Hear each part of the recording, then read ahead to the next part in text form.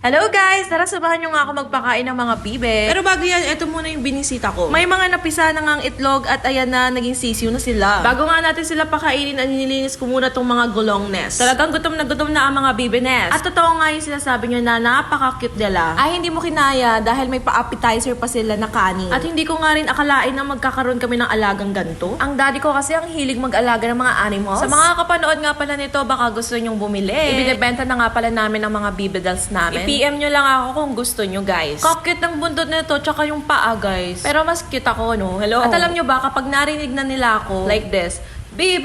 Abay, naglalapitan na sila sa akin, guys. Para bang gandang-ganda sila sa akin, or nagugutom lang talaga sila. Isa rin sa mga nagustuhan ko dito sa Bibe, guys, yung lumalangoy sila. Ang galing nila lumangoy, Bi. Tapos meron na naman akong bagong kapatid, este alaga. Ito na nga pala yung mga itik na sobrang ilap. Siguro malapit-lapit na rin ako magbalot dito. Tara nga, practice nga tayo. Balot! Balot! Ay, so ayan guys, napaka-cute nila. Ang bibilis nilang kumain. At may nahuli nga tayo dito, no? At umiiyak ng apo. Ibabalik na kita, huwag kang mag-alala. And by the way, magpapag-giveaway tayo. Basahin nyo lang yung rules dyan sa comment section para makasali. Maliit lang naman yung ipamimigay natin, pero sana makasali ka rin. Tinry ko nga rin gawin yung pagkain nila. Hala si ate. So yun lang naman guys. Thanks for watching. Don't forget to follow, like, and share. Buyers!